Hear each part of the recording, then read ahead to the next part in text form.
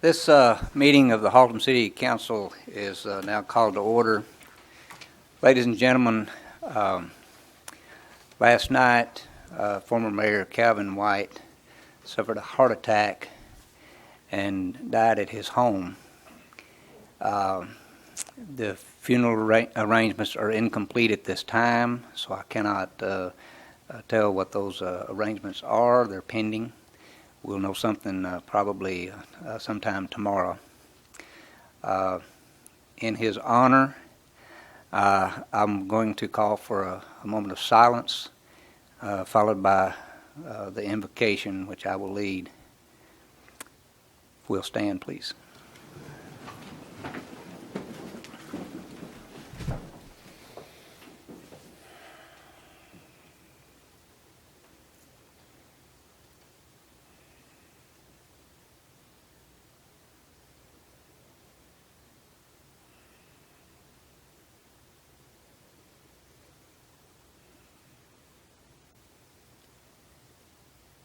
Heavenly Father, we ask that you be with the family of Calvin White and with his friends and with this community. We ask, Father, that you grant them peace and a vision to get through their grief and their pain. We ask, Father, for forgiveness for those of us who failed in some way to thank Calvin for what he's meant to this community. And we ask, Father, that you bless all of us as we attend to his family's needs in the coming days. We ask that you bless these proceedings tonight. And we ask this in Jesus' name. Amen. Amen. I pledge allegiance to the flag of the United States of America and to the republic for which it stands, one nation under God, indivisible, with liberty and justice for all.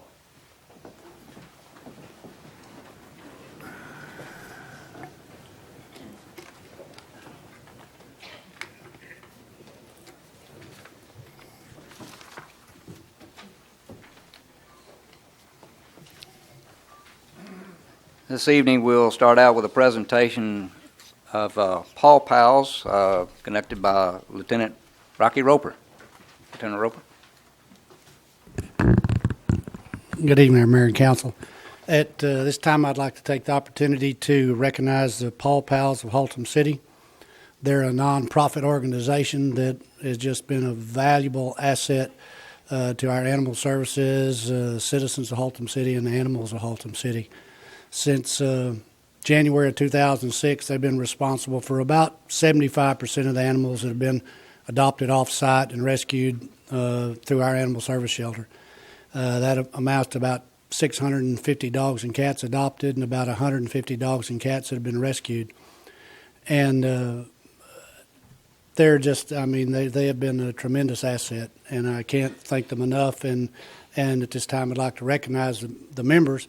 And I'll start with Miss Nancy Watkins, former mayor, who the shelter is named after, Miss Sharon Melius, and Miss Elaine Moore, who just came in the door, and Helen Garrison and Tammy Hawley, who are not here at this time.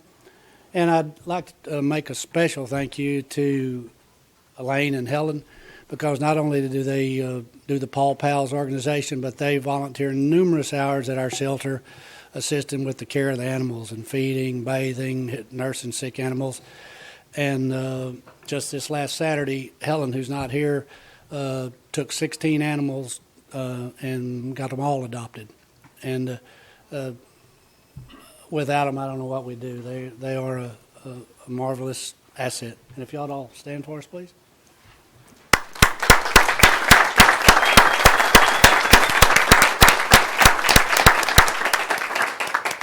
Once again, thank you very much. Thank you. Thank you, Lieutenant Roper, and thank you, members of the Paw Pals. Appreciate your good work, and I do hear a lot about that. It's a neighborhood thing. Next is a presentation to Allison Long, who was recently named the North Texas Regional Library System Library Employee of the Year. Allison, will you meet me?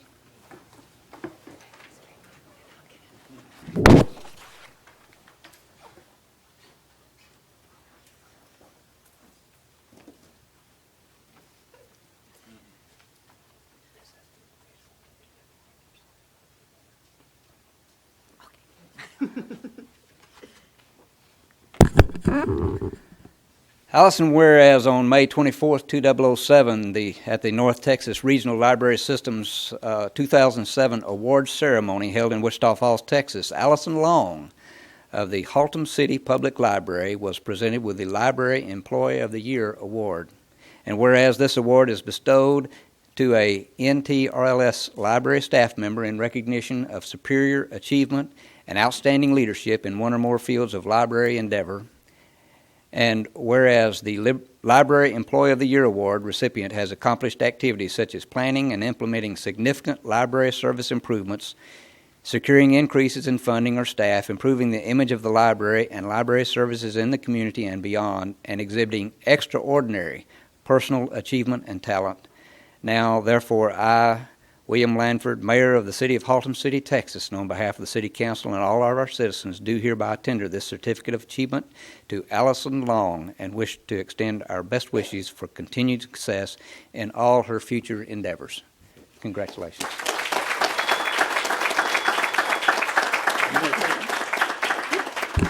So now I'm supposed to say something.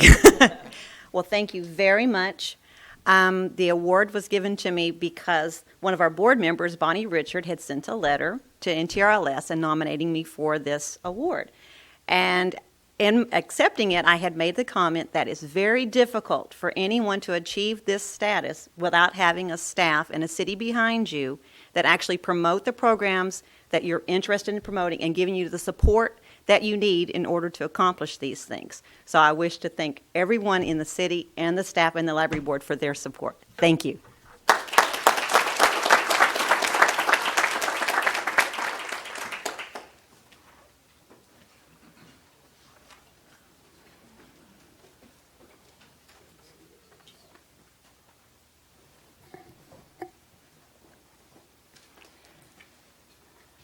Next on the agenda is a presentation from David Fain talking about the mosquito season. David? Thank you, Mayor, members of the council. Yeah, and yes, it is the mosquito season. Actually, a little bit early. Maybe Mr. Watkins can dim the lights for me. This is a real brief presentation. As we well know, with the tremendous amount of rain, we have been swatting the mosquito. Typically, the city staff gears up, if you will, to fight the mosquito typically in the late summer of the year. But because of the tremendous amount of rain, we've had to do some education, let the folks know in our community what they can do to hopefully alleviate some of the tremendous amount of mosquitoes around their own home. David, I'd like to point out, interrupt here, that I saw a mosquito about that size in my backyard. That's one of the smaller ones, yeah. too. So. And just one, right? Just one mosquito. Yeah. Yeah. That's all there was room for. Yeah. For whatever it's worth, my wife went out to walk in our neighborhood, and we live here in the community also, to walk around our neighborhood, and she got home about 5 minutes after she started her walk, and I said, "What happened? You know?" She goes, "I'm just eat up." She had whelps all over her, so it was real tough. That was a week ago today, and things have gotten a little better. But anyway, with that said, we're just going to go over this presentation, and some of you folks in our community have seen this before. But just here again, we're here to educate our citizens in our community about the mosquito and what maybe they can do to help around their home. And we're going to talk about the mosquito. Only the female seems to bite, and they need the protein in the blood, either from our humans or other mammals, to produce their eggs. And they, as you can see there in our slide, they could produce as many as 250 eggs with one blood meal. And after they are laid, they can hatch in a couple of days, and it may be months before they can hatch. The larva or the wriggler emerges from the egg and grows from a 1/16 to a quarter of an inch in length in 4 to 10 days, depending on the temperature of the water that they grow in. Obviously, water's a real key here, and we'll talk about that. The next stage is the pupa or the tumbler, and this stage lasts about 2 days. And during this time, the mosquito transforms from the aquatic larva into the flying adult, and that's what we deal with, are these adults. Of course, what is the problem with the mosquito? Two things, and one, of course, for most of us is that outdoor activities are limited during the times at dusk and dawn, as I gave the example of my wife walking at daylight, and it was literally a war out there for her to swat those mosquitoes to get home. And that's why we'll talk about limiting, if possible, your outdoor activities during dusk and dawn time of day. And then, of course, with the onset of the West Nile virus, the mosquito-borne diseases, and there are actually 52 cases identified last year in Tarrant County alone of the West Nile virus. And what is the West Nile virus? It causes encephalitis. Arbovirus, including the West Nile, are transmitted by the blood-feeding insects, such as the mosquito. The West Nile was first isolated in 1937 in the West Nile province of Uganda, Africa. It was first documented in North America in the summer of 1999 in New York City. That's an important date to remember as we go through these slides. It is now found in almost every state. Here's kind of a typical transmission cycle where the mosquito is the vector and they just love the bird. They bite the bird, and of course the bird doesn't bite the human, but the mosquito will bite the human and the mammal, as you can see with the arrows coming from left to right to indicate that the West Nile is transmitted from the mosquito to the human and to the mammal, and it seems they like horses. Now, birds don't, the mosquito just love the birds. It seems to be their favorite predator, if you will, or they like to attack the bird. And, of course, birds like mosquitoes. And as I said, the slide before that, it was found, the West Nile was found in 1999 in New York City, and you can see how quickly that this West Nile virus has traveled throughout the United States. It indicates the human diseases. There in Texas in 2006, there were 354 confirmed cases of the West Nile virus. Tarrant County last year, we'll talk briefly in just a second about a program that we participate with in Tarrant County, sponsored by the county, of course. And it's hard to really indicate in this particular map where our city limits are, but we did have 2 confirmed cases of the West Nile virus in mosquitoes last year, because we do go out and trap mosquitoes and have them tested. Symptoms of the West Nile virus: there are no symptoms in most people. Approximately 80% of those folks who are infected by the West Nile will not show any symptoms at all. And of course, there's some mild symptoms. I feel like I have West Nile every day. But up to 20% of people will become infected will display mild symptoms of fever, headache, body aches, nausea, vomiting, and sometimes swollen lymph glands or a skin rash. And symptoms typically last a few days. The serious symptoms in a few people, about 1 in 150 people infected with the West Nile will develop severe illness. The severe symptoms can include the high fever, the headache, the neck stiffness, and so forth. These symptoms may last several weeks, and neurological effects may be permanent. Of course, what should you do if you think you've had West Nile? Obviously, you need to see your doctor. If you develop the symptoms of the West Nile virus or illness, such as unusually severe headaches or confusion, seek your medical attention. Now, here's where we come to what can we do as a citizen in our community? How can I reduce the risk of getting the West Nile? We talk about the 4 Ds, and it's dusk to dawn, dress, deet, and drain. Dusk to dawn, I've already mentioned that. Minimize your activity during the dusk and dawn times of day. The dress, if you happen to be out during that time of day, long pants and long shirts, And then the next one is very, very important. In fact, I know I'm probably taking too much time, but last Monday morning after my wife showed back up at the house, that I got to work, and we had to go out and buy a case of insect repellent because our employees were having a very difficult time being out in the field on that particular morning. That's how serious this is. It was for us anyway, that particular day.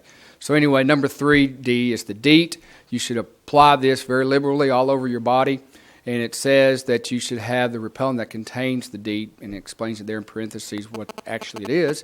And 30% for adults and 10% for children, at least that amount of DEET in the insect repellent. And very importantly, mosquitoes cannot breed without water, and they like water that is still or stagnant. So you need to check around your house to make sure that your property properly drains, that you don't have any barrels or tires or trash cans that are sitting out collecting water, and make sure your rain gutters are clean.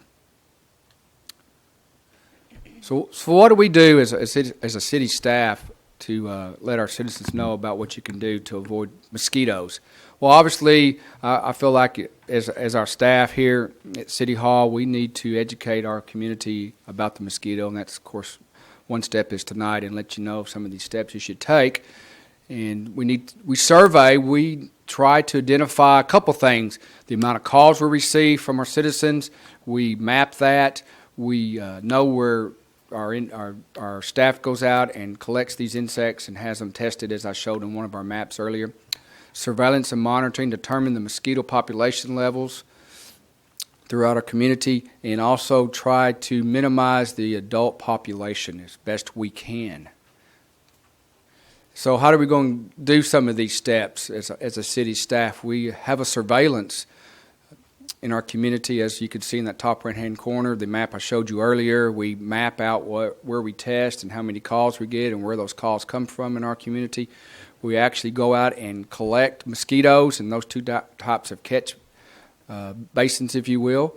They're on the left and the right bottom of the slide. And then we go have these mosquitoes that we catch tested to see if they have a positive for West Nile.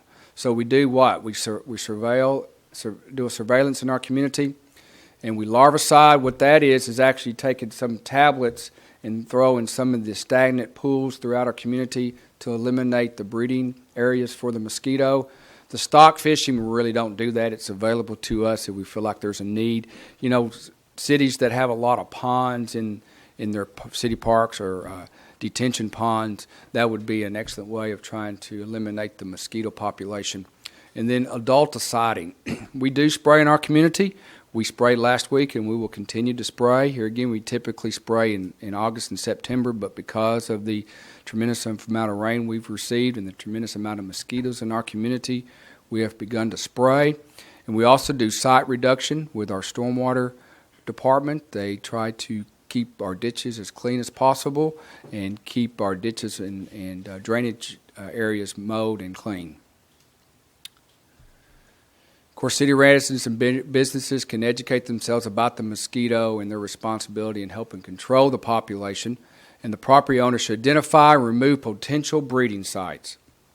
And with that said, this is fairly difficult maybe to see for most, but how a picture of a typical home, a pool, a boat, a wheelbarrow, a tire, and some toys the children play with all have the potential of holding water. And we ask that you check your property to eliminate the possible water hazards, if you will, on your own property. Even the gutter up there on the house needs to be cleaned. So that's what we're here. We're here to let you know what you as citizens in our community can do to hopefully eliminate some mosquitoes at your residence, and that the city is making every effort to educate the folks here in our community, and we're here to help you out.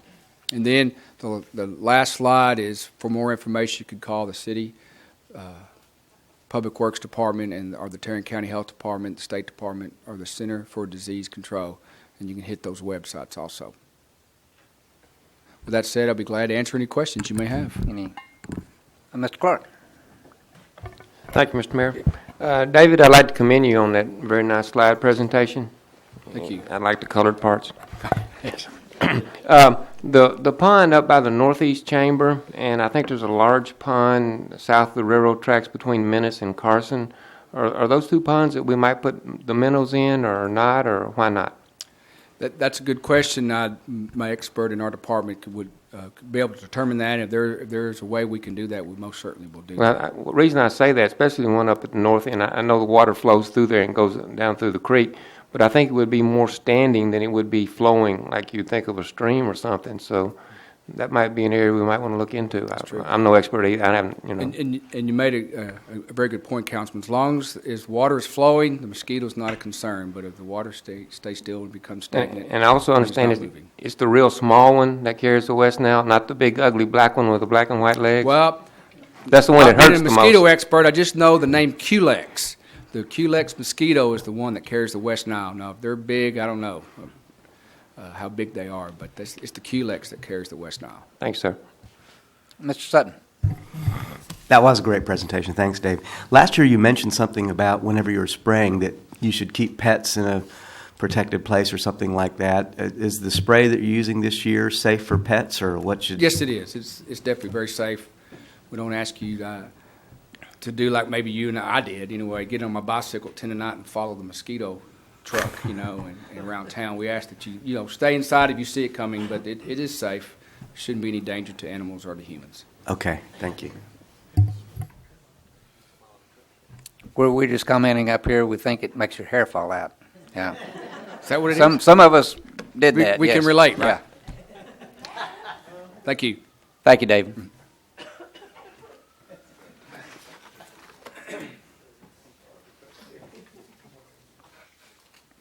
Next on the agenda is the consent agenda. The consent agenda is considered to be self-explanatory and will be enacted by the council with one motion. There will be no separate discussion of these items. Pardon? Oh, I'm sorry. I got ahead of myself. I apologize. We do have some announcements. Chuck, would you like to make the announcements? Sorry about that. Thank you very much, Mayor. Yeah. Evidently, that mosquito must have bit you in the It backyard. did. So Yeah. I apologize. Ladies and gentlemen, Mayor and City Council, a couple of announcements for you. We're asking for everyone's cooperation this year. Water restrictions are currently in effect. We do have a city ordinance that was passed by council last year, making it illegal for residents and businesses to broadcast water on their landscapes in between the hours of 10 a.m. and 6 p.m., and that's any day of the week, Monday through Friday. However, watering by hand or by soaker hose is okay and is acceptable. These restrictions began June the 1st and remain in effect through September the 30th of this year. We want to give a big thank you to everyone who supported the baked potato and salad supper at the Haltom Senior Citizen Center. The fundraiser brought in more than $500, which will be used to fund the senior programs. The Haltom City Senior Center will honor fathers this Friday at a special Father's Day cookout. The fun begins at 11 a.m. with cooking duties performed by the Haltom City Fire Rescue personnel. For details, call 817-834-8021. However, when you're there, should you see a young lady by the name of Bertha Roden at the center, please wish her a happy birthday. She is a regular volunteer at the center. Bertha is known for his ability to run circles around anyone after her age. She recently turned 90. 1 in 3 people are victims of identity theft, and we did approach this at the last meeting. It cannot be prevented, but you can recover quickly while minimizing the damage. Joyce Medore and Linda Garton, experts on identity theft situations, will present identity recovery information and preparation for identity theft at 6:30 p.m. Monday, June the 18th at the Haltom City Public Library. I encourage everyone to go to this program. The program is free and open to the public. For more information, call the library at 817-222-7786. On Thursday, June the 21st, the Alzheimer's Association of North Texas chapter will offer a program titled Understanding Memory Loss. The program is free and will take place at 1:30 at the library, presented by gerontologist Judy Budlong. The program will address the issues of communicating with someone who suffers from memory loss brought on by this dreadful disease. Education is very important to help families understand what is happening to their loved one and to plan for the future. Again, this program is free to the public. For more information, call the library at 817-222-7786. Also at the library, which is our focal point for our summer reading program that will continues also at the library. For information or to register, call the library at the aforementioned number at 817-222-7786. Please mark your calendars and plan on bringing the family to the annual Quad Cities Family July 4th. It's that time of year. A fireworks spectacular scheduled for 9:30 p.m. near the old Birdville Stadium in Haltom City in the North Richland Hills Village Center on Highway 26.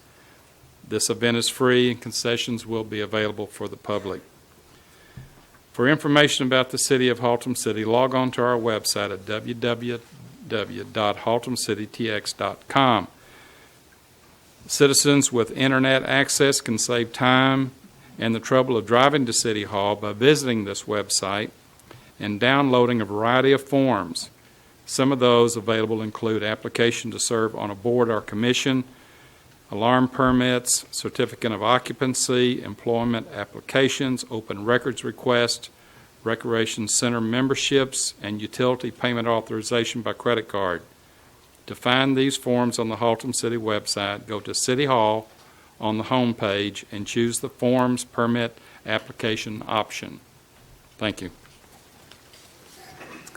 Thank you, Chuck. Any questions about the announcements? Thank you. Appreciate that. And now, Let me consider- add, I wasn't going to, but I said to add one thing. While we've got the applications and the board applications and the alarm permits and all these things on the website, as Chuck was alluding to, we did make some changes recently to the website in that you can actually make application to be on a board through the website, which is something you weren't able to do. You were able to download the form and then send it in, but now you can make application for that. Same thing with any code violations. You know, if it's a code violation, you can report that electronically through the website. So those are new additions to our website that the citizens need to be aware of. okay. Thank you. Appreciate it. Now we'll address the consent agenda. The consent agenda is considered to be self-explanatory and will be enacted by the council with one motion. There will be no separate discussion of these items. Approval of the consent agenda authorizes the city manager to implement each item in accordance with staff or board recommendations. And tonight, the consent agenda includes items 1 through 4. So, Mr. Hutchison. Thank you, Mr. Mayor. I make a motion that we approve the consent agenda, items 1 through 4. And Mr. Holcomb. Thank you, Mayor. It's first, second. It's been moved and second to approve the consent agenda, items 1 through 4. Any discussion? Please register your vote. And that is unanimous. Item 5 on the regular agenda is consider a contract award, proposal number B 2007-441-13, consideration and action awarding a contract for the City of Haltom City Library Construction Project. Chuck, you going to present that? I think I'm going to go through the mosquito program one more time. Oh, okay. Is that same mosquito? Yes, it is, Mayor. We want you to see it. Let me kind of recap for the citizens who are here tonight and also watching on TV. November 2001, the voter approved through referendum the construction of a 28,000 to 30,000 square foot $4 million library for our city, a new one. In 2006, land was purchased with approximately 43 acres at Haltom Road and Spring Lake, and approximately 13 acres of that was identified for the library site. Meetings with F&S Partners, which were the architectural design firm, began, and we also had to amend that contract because it had been we got quite a few things going on out here. We had to amend that contract because the time frame that had taken place since we had originally designed that contract with F&S Partners. In January 2007, I authorized an on-site train noise measurement analysis for the site because we had a railroad track that would run parallel to the library. And that report came back that it was very positive and there would be no noise problems with the construction of the library on that site. In March 2007, we also negotiated with TXU for power line relocations. It's one of the largest feeder lines we have going through that property. And I don't believe, as I speak to you tonight, that those lines have been relocated, but I've been assured they'll be done within the next week. We then came back, and I challenged Leslie Smith, our library director, and her staff to develop immediate needs of the library to establish the interior design square foot requirements. Recalling that the voters had approved between a 28,000, 30,000 square foot library, I wanted to make sure that whatever we were building, whether it be 27,000 square feet or 30,000 square feet, was going to meet the needs of the library. We then began design review meetings. Now, these included our library consultant, the architectural firm, library board, staff on site requirements, and looking at the exterior and the interior design of the building. We also began looking at green components of the building. While it is not a green building specifically, we were trying to incorporate as many components as we could for a green building. As part of the design, F&S created 3D models to develop the concept design to study solar conditions. Those were reviewed, and we incorporated solar shadings into the design to mitigate harsh sun infiltration. The building's orientation was rotated approximately 15 degrees clockwise or away from the setting sun of the summer. Moreover, a vertical fin to the roof overhang and adjacent to the rooms for staff and storage on the west side and the north storefront were incorporated to help shield the glass from setting sun. As the sun's arc is infrequent in the northern sky, the northern facade will usually be in the shade. The other three exposures require different exposures to which F&S incorporated into the design.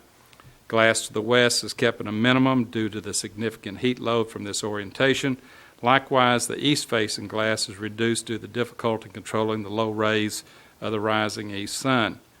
This is a lot of information I'm giving you, but we did, as we were looking at the design and the orientation of the building, for the tilt wall and for the glass and for the overhangs, we were trying to minimize the amount of heat that would be incorporated within the building.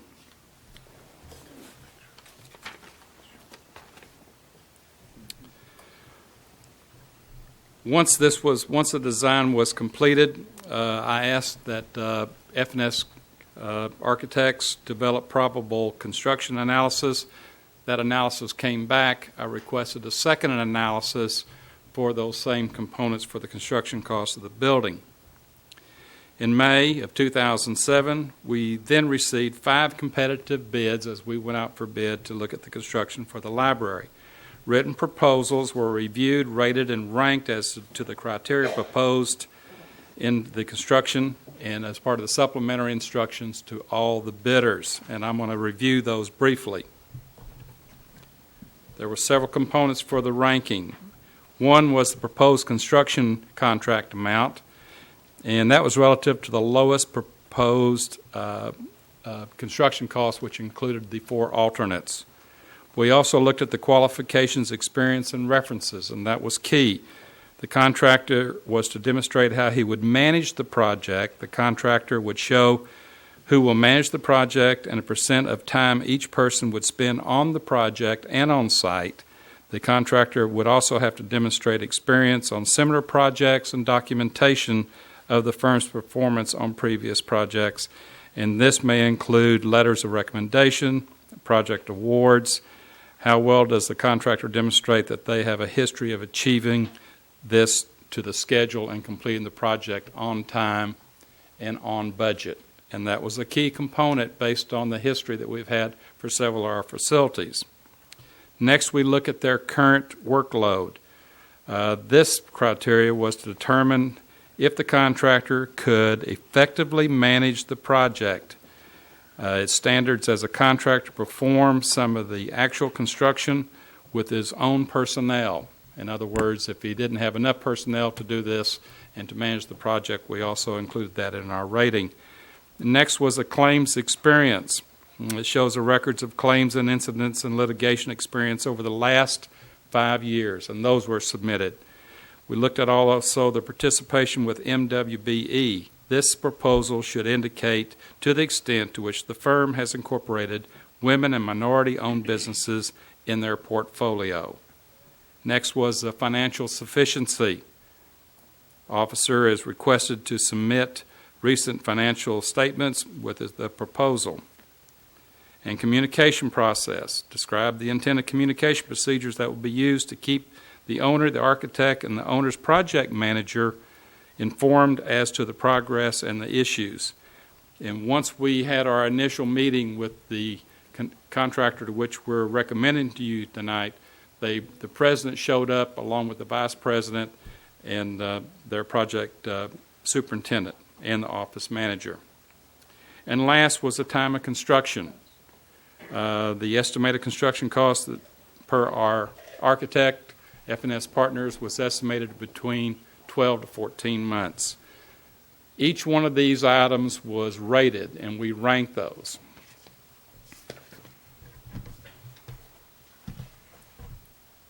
Upon review of the rankings and references, it was determined to meet with the number one ranked firm to confirm the bid, confirm their bonding, and to discuss potential scope price modifications as permitted by the State of Texas Local Government Code.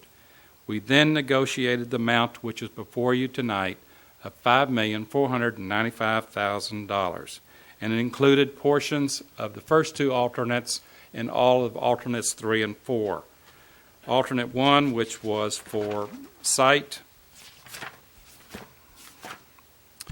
utilities, and site paving, we negotiated, and it excluded some of the street patching which would be required for us to do our saw cuts to put in the signals that were needed to control the traffic for the equipment that would go on to and off the site. The other was a water line connection that I believe is an 8-inch line that was going to be connected from our water source, which is adjacent to Haltom Road, to the library. And alternate 2, which was for site landscaping and irrigation, we excluded this alternate because, as I explained to the council before, at our tree farm we have over 300 items to which we've been nursing and taking care of, and with the F&S Partners of their contract, they provided us with a landscape plan to which we plan to utilize all of those plants at the tree farm for the library site. And then there was some irrigation savings as it relates to the connectivity of the irrigation on site. Alternate 3, which was the acoustical wall panels, which is for additional insulation of sound, was included in their base bid. And alternate 4, which was a public sound address system and a sound masking system, which would be your white noise background within the library, was also included. There was also a change in the construction design of the pier and beam materials, which was utilizing what is called a hollow core plank. And don't ask me too much about that. It's going to get beyond my scope of understanding. But it had to do with regular pier and beam and the construction materials that would be used for the flooring of the library. And this was approved by F&S Partners. Last was with the subcontractors themselves. Offshore wanted to lock in their steel prices, their concrete prices, and electrical, and I did so by issuing them a letter of intent because you've had some peaking and down spiraling of some of these construction costs recently. They wanted to lock in those materials and those costs, and they did that with their subcontractors, which also gave us additional savings on this project. This was not the low bid. You remember I went through all the rankings that I just gave you, which we did not look at just the lowest cost as the primary factor and the only factor for us to award a contract. There was a lower bid. In looking at that and then coming back with negotiations with Offshore Construction, I felt like with their history and what they've done with the number of buildings they have produced, with the portfolio they produced to us, showing their ability to construct a 30,000 square foot library. I feel very confident in making that recommendation to this council tonight. There's two items for the council's approval tonight. One is to authorize the city manager into an interim agreement with Offshore Construction in the amount of $5,495,000. The second is consideration of a reimbursement resolution, which will be the next item on your agenda. With that, and I've left a rendering up on the, you can stay seated, thank you, Leslie. I see there's been a rendering up on the screen for some time. I don't know if that's being shown on regular television. This is a rendering of the library, and can you kind of go through the, I'm sorry, go ahead, I thought I was going to do it automatically. I thought I was going to go through it automatically. But this was the color pictures that we showed the library board. Remember, we went through all the internal designs, and how you doing, Leslie?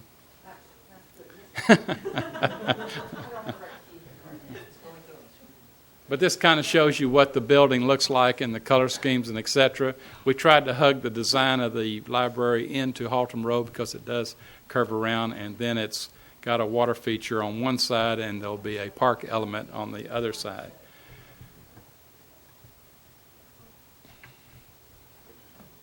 I did my part quite well, I thought. We do have the principals with the company of Offshore here tonight. I did introduce the council, this lady and gentleman, I almost messed up there, to the council. We have Robbie Hashim, who is the president of Offshore Construction, and we have Parfaiz Alam, who is vice president and the project manager. Judy Thorpe, and I messed up, you're the project coordinator. I keep trying to put you in the office. I apologize. And also, no kin to Jerry Jones, Patrick Jones, which he corrected me, with F&S Partners, is here to represent, who assisted us in the design. They're here to answer any questions the council may have. We're very excited about this project, and I'm looking for a recommendation for approval, because when you hired me, the first thing you told me was go design and build a library. So here we are. All right. Thank you, Chuck. Any questions about the presentation? Mr. Cabano. Thank you, Mr. Mayor. Chuck, are those you said the letter of intent to lock in those savings? Are those savings reflected on this bid right here? The savings that you see are reflective in the 5.495. Okay. $5,495,000.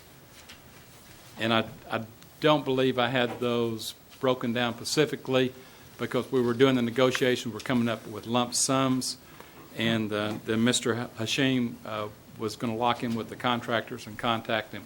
We thought timing was paramount, and if we could do that with the time at hand, I talked to the city manager, and I went on and sent a letter to them so they could talk to the contractors and lock them in. I always like saving money, Chuck, so I appreciate that. Thank you. Thank you. Any other questions? All right, Chuck. Thank you, sir. Thank you. And Bob, would you mind getting the lights back there, please? Thank you, sir. Our light man. All right, you've heard the presentation, and you have the agenda item explained. Any further discussion? Mr. Sutton. Yeah, I'd just like to ask some questions about some of this to the contractors. Alternate 4, public address sound masking system. Are you going to be using a professional sound company to do this, or is that going to be done through Allshan itself? I'm sorry. It's going to be a professional company. Can you come up and introduce yourself, please? This gentleman, this is Parfaiz Alam, who's vice president and project manager. Great. My name is Parvez Alam. I'm with Alshal, and I'm the VP of the company. And yes, this will be a professional company for the sound masking system. You haven't selected that company yet? Yes, it's Infinity Sound. Infinity Sound. Okay. All right. Great. Thank you.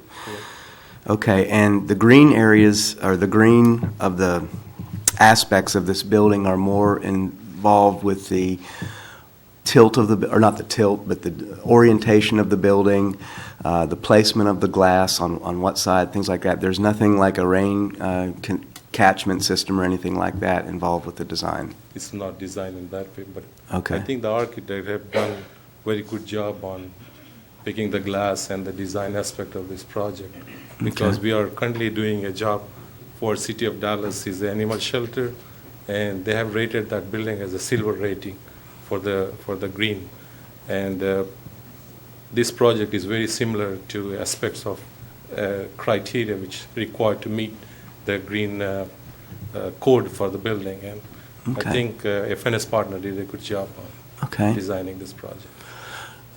So in your estimation, it doesn't look like there's any hot spots in the library where you're going to have some sun coming in and it's uncomfortable or anything like that? I don't see anywhere that light. Okay. Yes, sir. All right. Okay.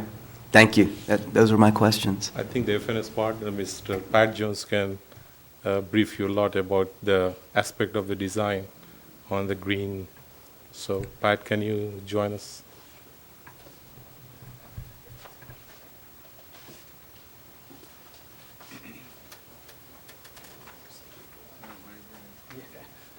Just to make this brief, thank you, Patrick Jones with FNS Partners. But with the window glazing systems, we're not only using the insulated and the low E coatings, with the major glazing to the north, which you don't have the extreme sunlights like to the south or the east and west particularly. With that, we're also having treatments on the inside with window blinds or Meco shade systems, which are automated systems that'll come down and block out the majority of the sun, but allow visibility out, so you're enjoying the view to the north and to the creek area there and beyond. So. And I don't think you guys have. Do you guys have anything to do with the water feature that's outside to the north of the library? Is that yours? That is beyond our scope right now. Beyond your scope. That'll be separate. That'll be separate. Okay. Any other questions from the dais? Thank you very much. If there's no other questions and no more discussion, I'll entertain a motion to dispose. Mr. Clark. Thank you. Thank you, Mr. Mayor. I make a motion that we approve proposal B2007-441-113 as presented. Mr. Hutchison. Thank you, Mr. Mayor. That'd be for a second. Been moved and seconded to approve the contract award. Is there any further discussion? Please register your vote. That is unanimous. Yay. It ain't paid for yet, ladies. Hang on. Hold that applause. Please applause on the next one, too. Item 6, resolution number R2007-009-03, consideration and/or action approving a reimbursement resolution for the Haltom City Public Library construction project. I'm gonna deal with this, and we've got Mr. Cunningham sitting out there, and he may chime in here a little bit. This reimbursement resolution is something that y'all typically pass in projects, and especially when there's debt issuances involved. As Chuck pointed out, back in 2001, the citizens authorized the issuance of GO bonds in the amount of $4 million to construct a new library in 28,000 to 30,000 square feet. And at the time, $4 million was going to be a stretch to get this thing in. And as time's gone on, construction costs have escalated quite significantly with steel, concrete, even more recently, copper. Copper is going nutty. The finance director and I have been planning for this for quite some time to try to fund additional debt issuance in the budget, and we have done that. We've talked with y'all as over at a minimum over the last year about the ability to issue additional debt without affecting the tax rate, and you guys will be considering that later this summer. We'll be looking at possibly issuing additional debt to deal with this project specifically. And there is capacity in the debt structure where we can do that without affecting the debt rate. This resolution will enable us to expend money out of the general fund for the project and reimburse ourselves through the bond proceeds. And because you do have an option of either issuing the debt this summer or issuing it next summer, and that's a discussion that we'll have with the council later on as we get closer to that. But in the meantime, I thought it was important to go ahead and do this resolution just in case. We may not need it at all, but we need to go ahead and, I think we ought to do it just in case, to be proactive about it and not let anything hamper the project from going on, the funding of it and the providing the additional bond funding for it. That'll be something this council will deal with later on again. And Ryan, have I missed anything in that, or did I? This is Ryan Cunningham. He's with our financial advisor, Southwest Securities. And you're going to have to pull that microphone up a lot. Just hold it there. That may be It's better. like Bob Barker on a long, thin mic.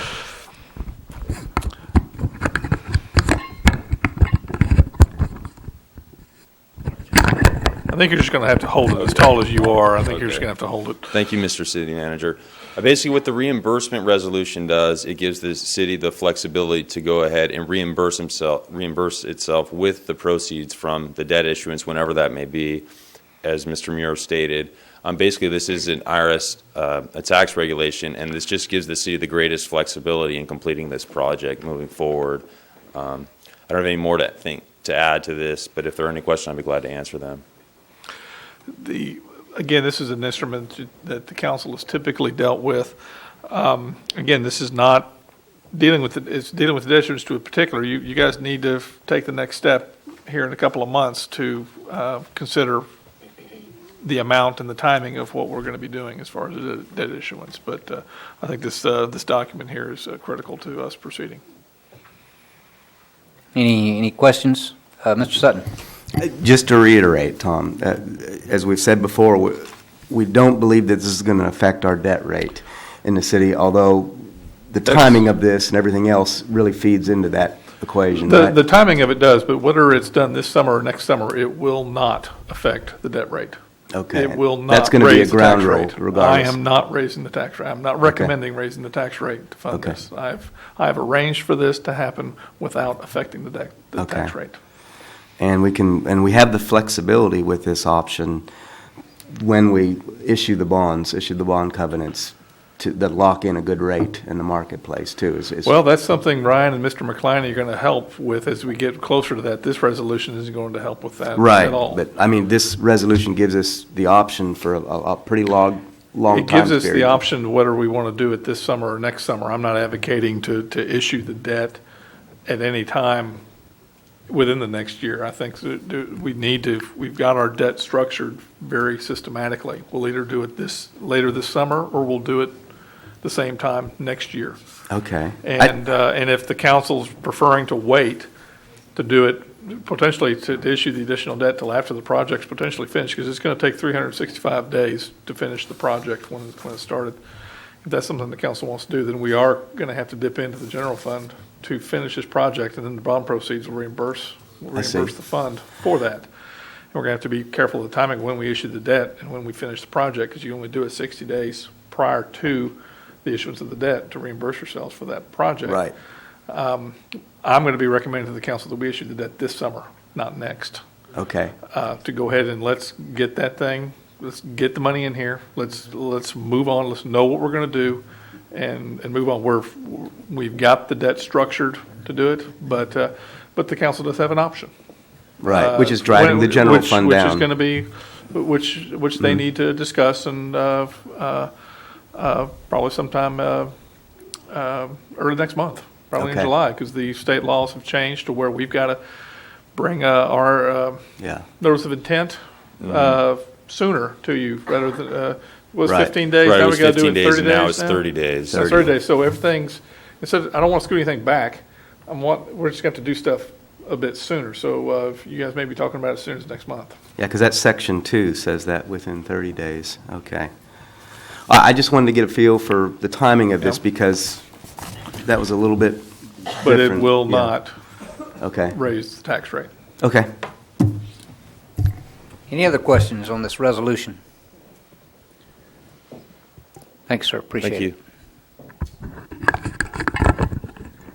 Well, if there's any further discussion, if not, I'll entertain a motion to dispose. Mr. Holcomb. Thank you, Mayor. I move to approve resolution number R2007-009-03 for reimbursement of the library project. Mr. Hutchison. Thank you, Mr. Mayor. Yes, that would be for a second. Ms. Sutton, did you have discussion? No. Oh, Just for a second. okay. All right, been moved and seconded to approve resolution number R2007-009-03. Is there any further discussion? Please register your vote. And that is unanimous.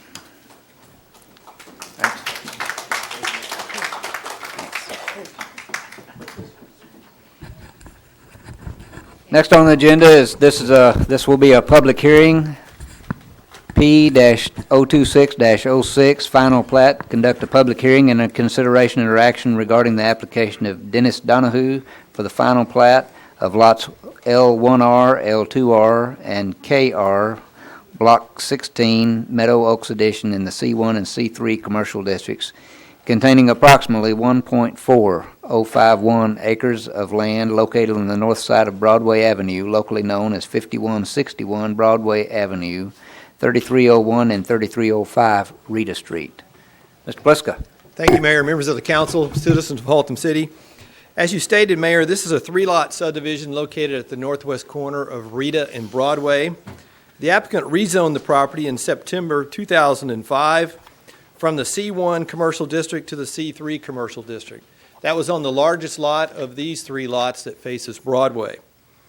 The current facility is Donahue's Tire, as you said.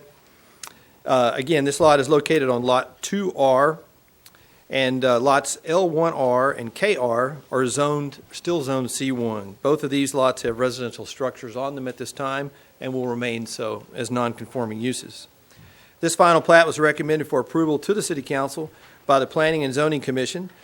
Their decision was at the May 22nd, 2007 P&Z meeting, and therefore I formally submit for you the 11/17 final plat and the 11/17 site plan from the zoning exhibit to indicate that the plat is indeed designed as the site was. Thank you, sir. Have any questions from the dais on this? Mr. Hutchison. Mr. Pliska, could you reassure the folks at home and the citizens of Haltom City? I know there was some concerns about the two residential areas, the two residential structures and the people who occupy those structures having to give access to the Donahue Tire Company, and he is not going to do that. Is that correct? That is correct, sir. During the 200-foot notices at the Planning and Zoning hearing, we heard from some of the residents who were concerned that this plat might indicate that he would want access to Rita from his facility, and that is not the case, and we did discuss this at P&Z as well as several phone calls.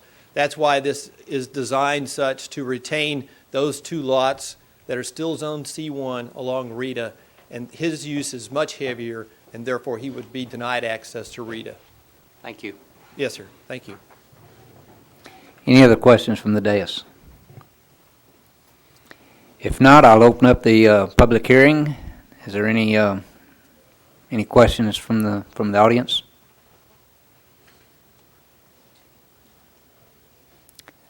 Seeing none, I will close the public hearing and entertain a motion to dispose. Mr. Sutton. Thank you, Mayor. Move to approve final plat P-026-06. Mr. Cabano. That's for a second, Mayor. Been moved and seconded to approve P-026-06 final plat. Any further discussion?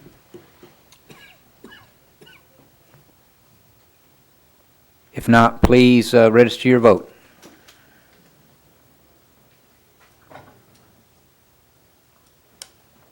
And that is unanimous. Next on the agenda is the Visitor Citizen Forum. This time is set aside for any person having business before the council that is not scheduled on the agenda to speak to the council. All comments must be directed toward the presiding officer rather than an individual council member or staff. Each speaker must limit his or her comments to the subject matter listed on the speaker's request form and must refrain from personal attacks toward any individual. Council cannot discuss or debate any issue brought forth at this time, nor can any formal action be taken, as it is not a posted agenda item in accordance with the open meetings law. And first up tonight, we have Mr. Henry Wright. The subject is police reports. Henry?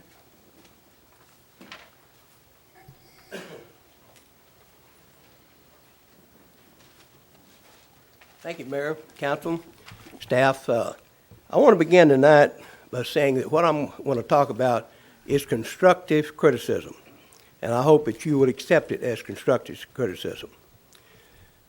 We have, in my estimation, the finest police department anywhere in the Metroplex. This is no reflection of any kind on those people. They do a wonderful job. But you look at the paper each day, each Sunday. You look at all of the police scanner reports. You look in here like Haltom City, we have usually more than anybody. We have in here like vehicle theft. You have 6, 7, 8, 10 vehicle thefts. If I'm a person wanting to come to Haltom City to live here, build a building here, I look at this, say, hey, they had 10 cars stolen last week. I don't want to move there. Well, we know that's not true. But let's report it like most all the other people do. Vehicle theft, sunglasses from an unlocked car.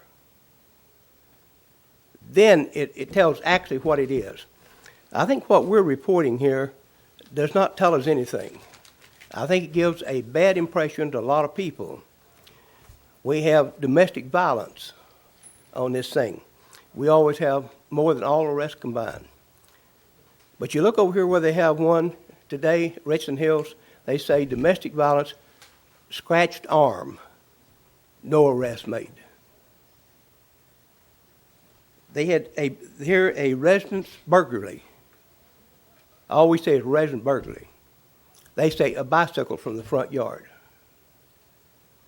We look at those things, and you look on the news last night, a city just west of us here. Last week they had about 14 vehicle thefts. The police chief over there talked about they thought was probably some kids with too much time on their hand now that school's out. But every one of those thefts were from a car that was unlocked. We're giving Haltom City, I think, a bad rap here. I think we're saying things that we are not we do not have this much crime in Haltom City.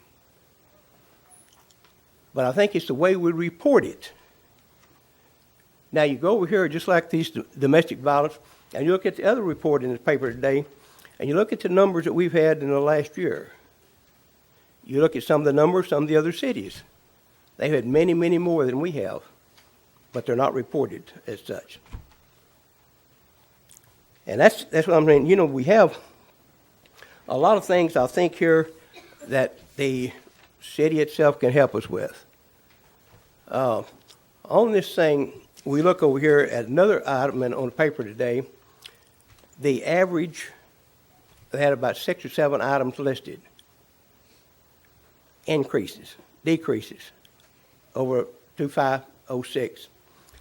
Haltom City had a plus in every single item. There was only 2 other locations, and they were small, South Lake, that did not have any minuses.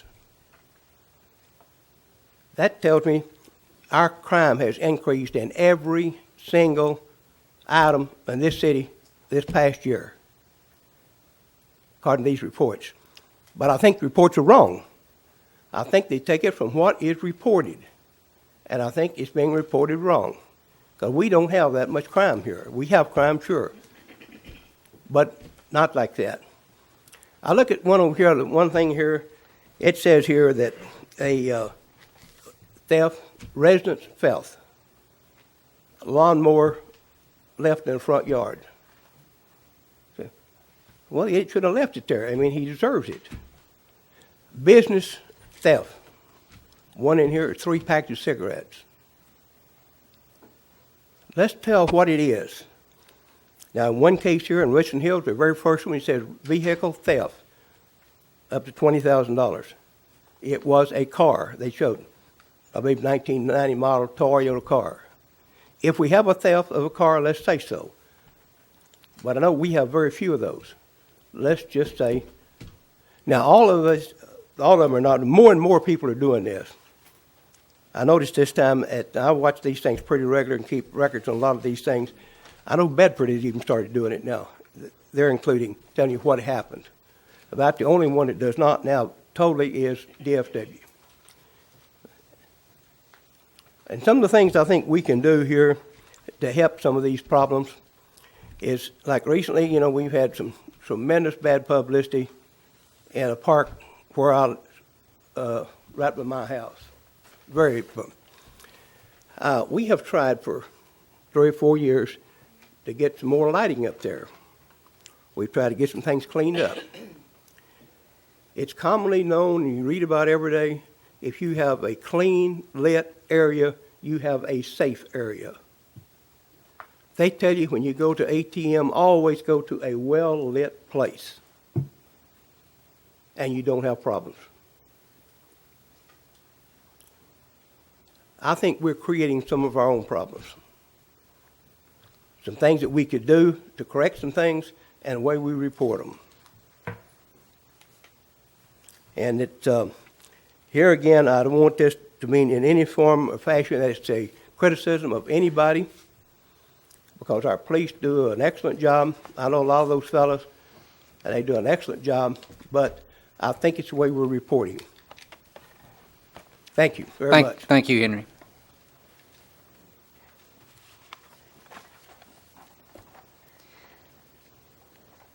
Next up is Bill Jornay. The subject is commerce concerns.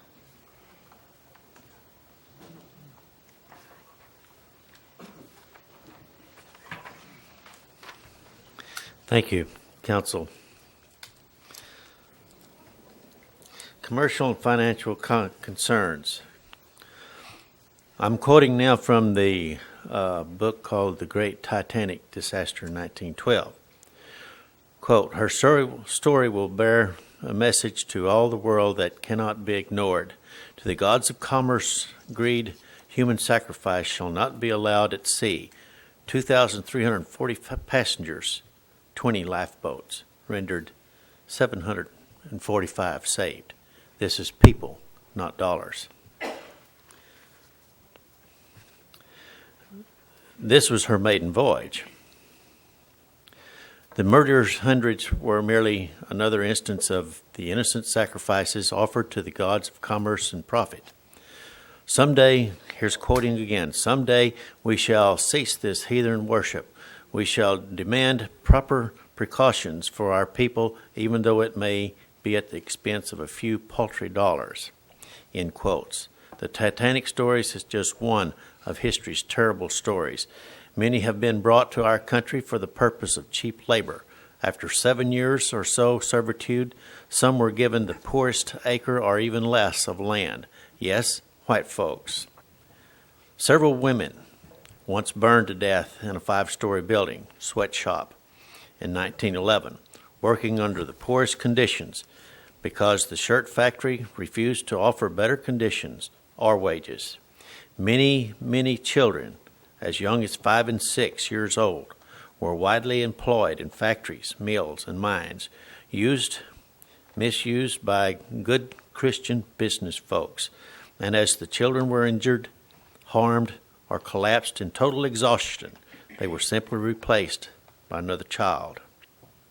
Orphan children were shipped by rail from the Northeast to towns in Kansas, Nebraska, and Oklahoma to be, quote, adopted by those who would give them proper homes. Believe it, they were more often subjected to hard labor, sexual abuse. Yes, our history does document this behavior.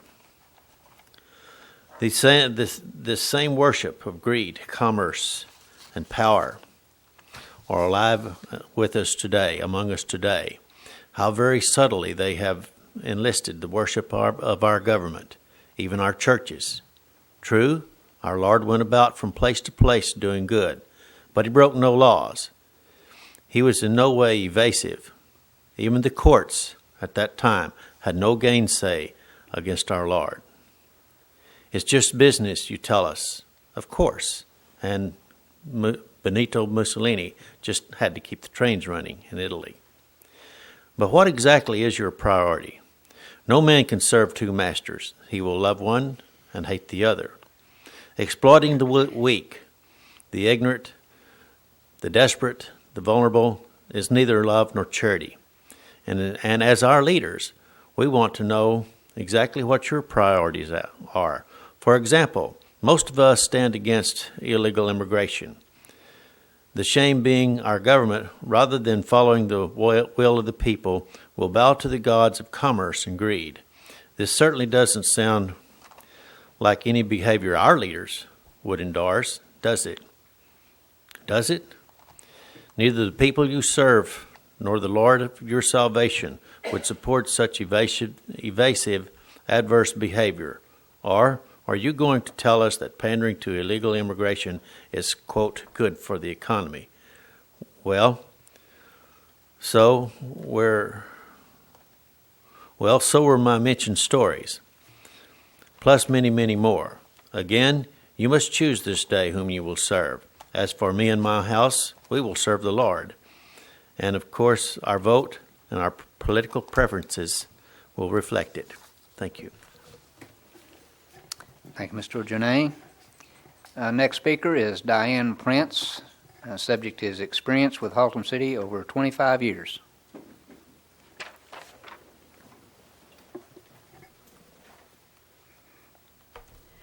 Hello. I'd like to thank you for the opportunity to speak tonight. We've been in business in Haltom City for 25 years. But before I go into all that, I'd like to kind of give you a little history of my family. My parents started the used car business in 1969 in Fort Worth, Texas. During the last 38 years, we have earned the reputation as one of the most respected businesses on 28th. Our first location was built in 1971 at 2828 Northeast 28th Street. Great address. In 1982, we opened our second used car lot at 3812 Northeast 28th Street in Haltom City. In 1995, we built our third location at 3851 Northeast 28th Street in Fort Worth. To give you a little bit better idea of the area I'm talking about, we own the car lot across the street from and next door to the QT that just went in at Beach and 28th. Okay? And to give you a little bit better idea, in case you're not familiar, I have some pictures of all three of our offices on 28th Street, if you'd just like to review. Okay.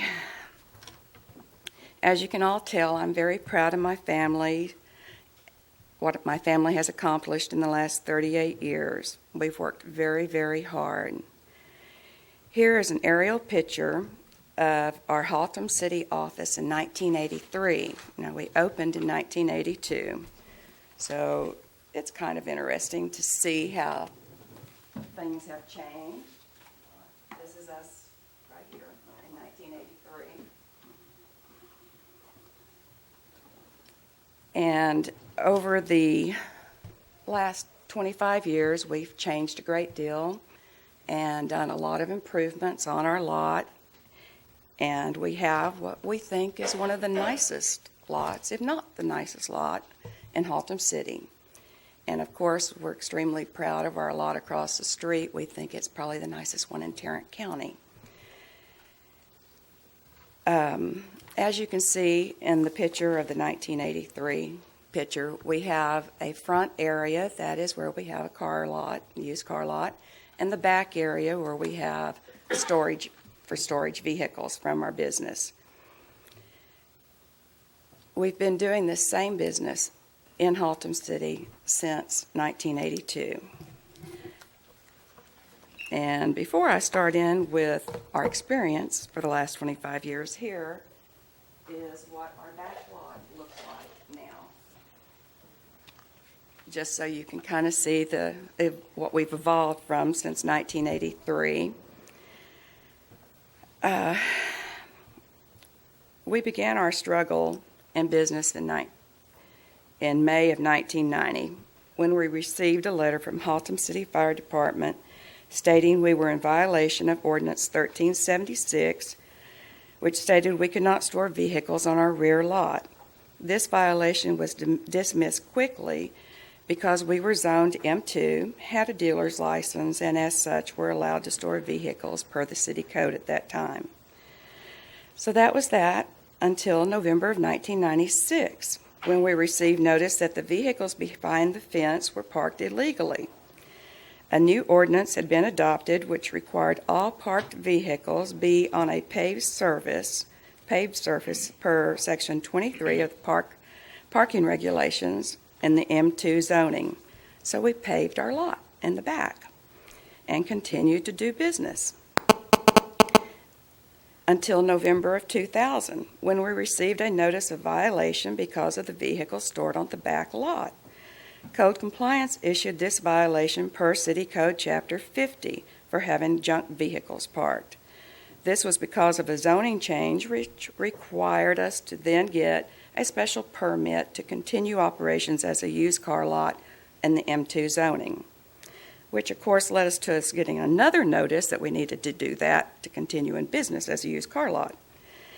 So we filed for a conditional use permit to be a used car lot, vehicle storage, and a repair shop before the zoning board, and we got our conditional use permit.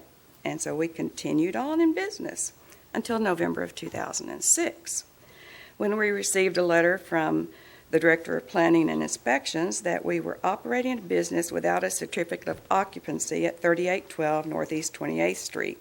Once again, we've had one since 1982. From what has been verbally communicated to us, we need a certificate of occupancy to operate an automotive repair shop. Once again, our conditional use permit was for that, and we only repair our own vehicles. We do not repair the public. We're in a completely enclosed back area.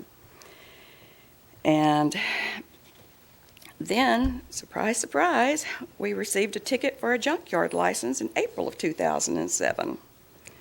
Now, I don't know about y'all, but I'm starting to get the idea that somebody doesn't like our vehicles being stored on our back lot, which, in order to continue on with this, we have to go to court now for tickets. And believe me, it is not easy going to court on tickets, especially if you want to plead not guilty. To plead not guilty, first you have to go to court. Ms. Prince, Yes. your 6 minutes is up. Can you wrap this? Yeah, can you wrap this up pretty quickly? Yes, I can. Basically, we've been doing the same thing in Haltom City for 25 years. We have had to re-justify ourselves about 1, 2, 3, 4, 5 times. We've had to be able to justify doing business. Something's wrong, guys. I mean, how many times does a businessman have to qualify to do business? The same business at the same location in Haltom City. We've been in Fort Worth for 38 years. Never had to redo anything. Never.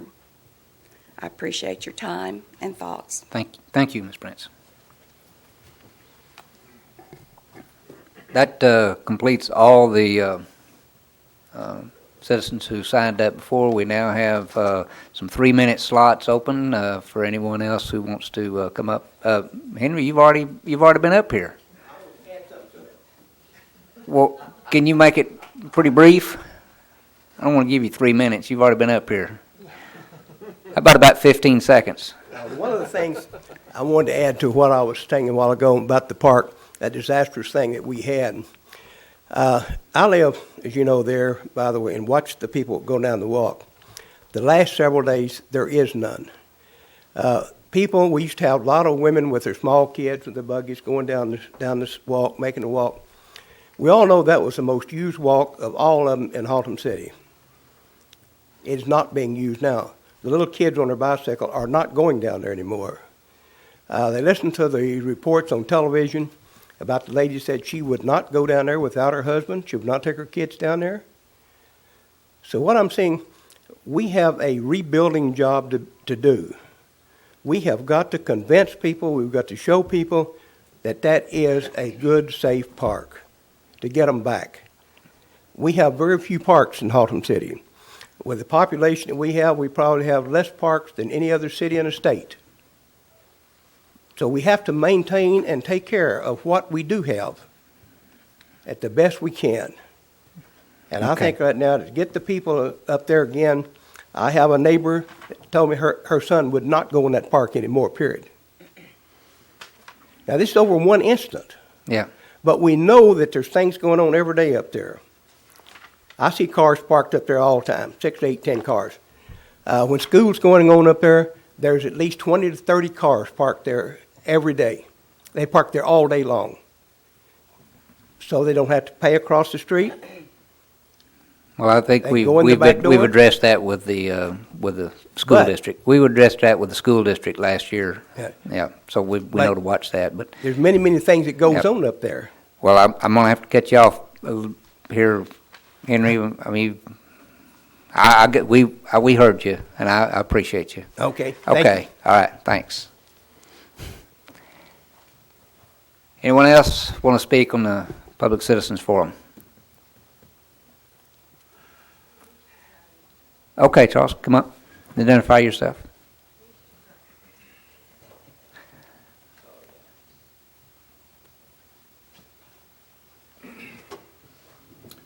Thank you, Council, Mayor. My name is Charles Witt. My address is 11529 Petunia Drive, Keller, Texas. I just wanted to reaffirm what Mrs. Prince presented to you tonight, and that this is not an isolated case. I've spoken with a number of business owners in Haltom City, and many of them are not happy with the way they're treated. And these folks are bringing in tax dollars for you. And they're supporting this city, and I think they really deserve a little more respect than that. That's all I have to say. Thank you. Thank you, sir. Appreciate it. Linda?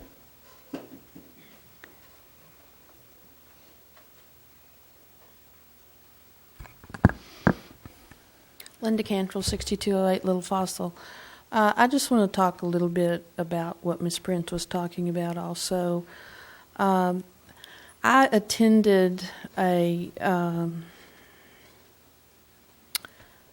believe it was the Planning and Zoning Commission meeting where Mr. Poliska told the people on the board that he was no longer over the code enforcement, that they had been separated. Now, I don't know if that's true or not. I haven't asked him about it.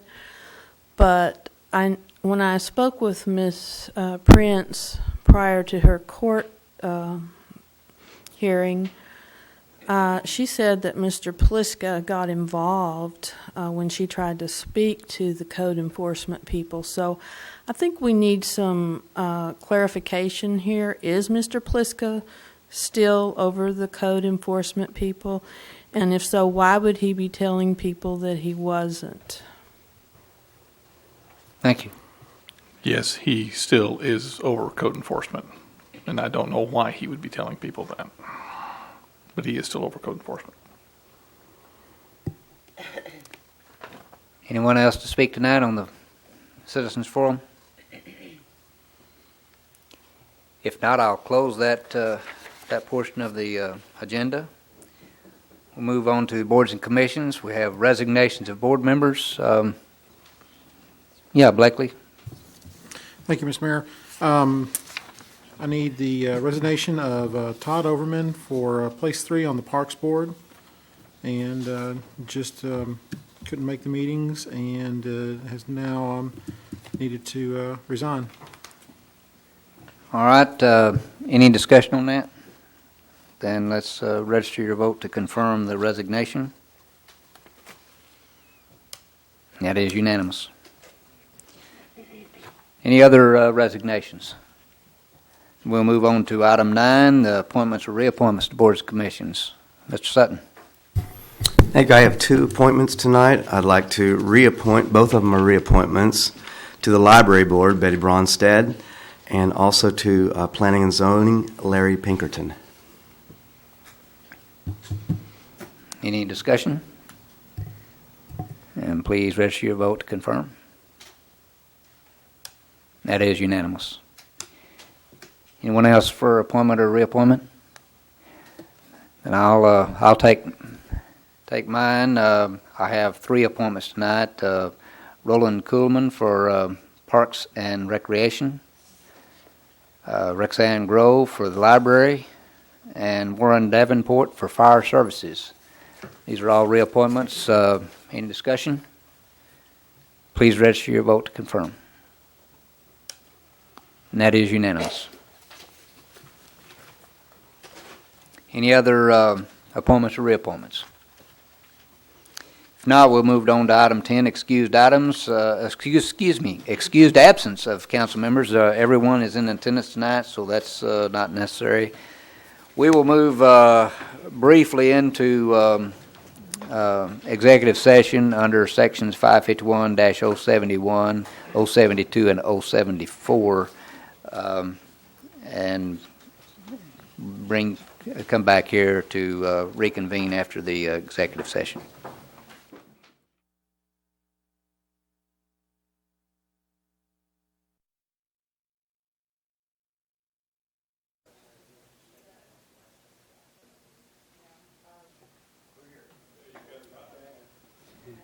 Okay, we're back in session at 8:48 p.m. There is no action to take as a result of our executive session meeting. This meeting is adjourned.